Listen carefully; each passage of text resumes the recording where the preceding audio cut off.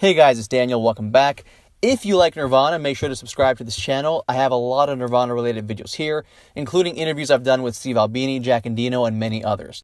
In this video, I'm going to show you guys a clip from my interview with Jack Endino, where he discusses with me how some of the early recordings he made with Nirvana ended up on INCESTICIDE.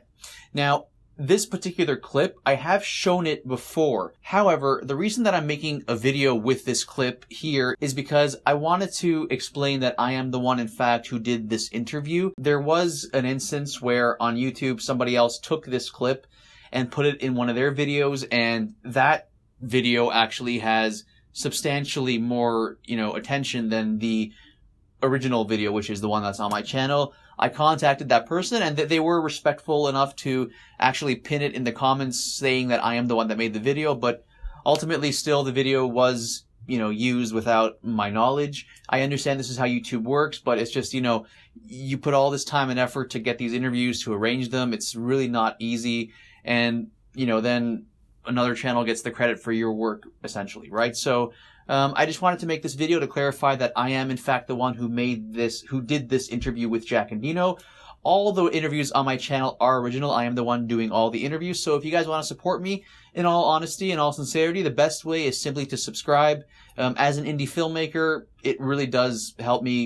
It does go a long way. So if you haven't already, please subscribe. Thank you for watching. How did your relationship start with Nirvana? I'm pretty sure they heard some of the early Soundgarden recordings I had done, which ultimately became the Screaming Life record. Nirvana heard that EP? Yes, yeah. I think they would have heard that. They would have heard the Screaming Life EP, which I think came out in late 87. I could be wrong, but I think so.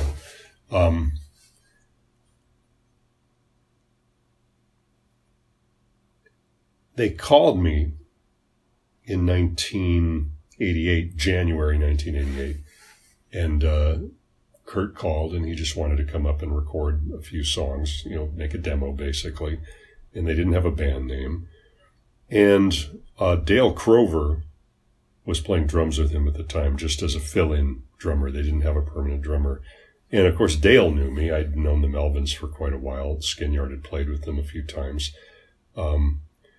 And Kurt, of course, being from Aberdeen, didn't know a lot of people in Seattle at the time, I don't think.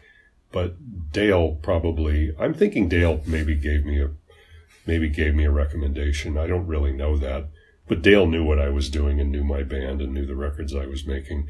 And also, I'm pretty sure that Kurt heard some of the Soundgarden recordings I'd already done. At least so I've been told. Again, the internet. There's a lot of information out there. Make what you will of it.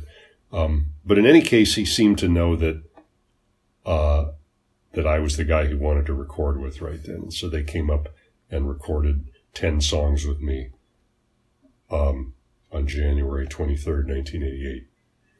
And we recorded and mixed all 10 songs in 5 hours, basically one afternoon.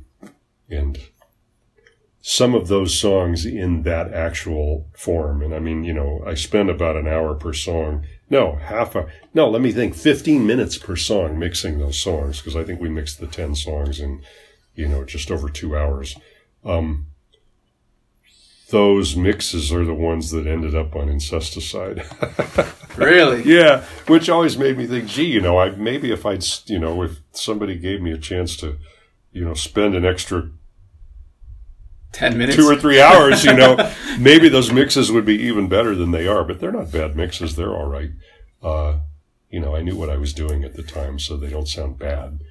But, I know I could have made them a little bigger, beefier or whatever, but nobody complained. Did you know that they went ahead with, the label went ahead with making INCESTICIDE? Were you notified of this? Yeah, later on, of course. Yeah, of course I was. I was, and they just went ahead and used it, and I had nothing to say about it. They'd already made the decision. I did have an outtake from Bleach that I was sitting on that I had to remind them about, which was Big Long Now.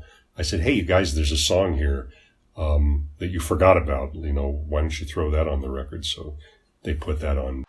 Hey, thanks for watching. My name is Daniel Sarkisian. I'm an independent filmmaker from Toronto.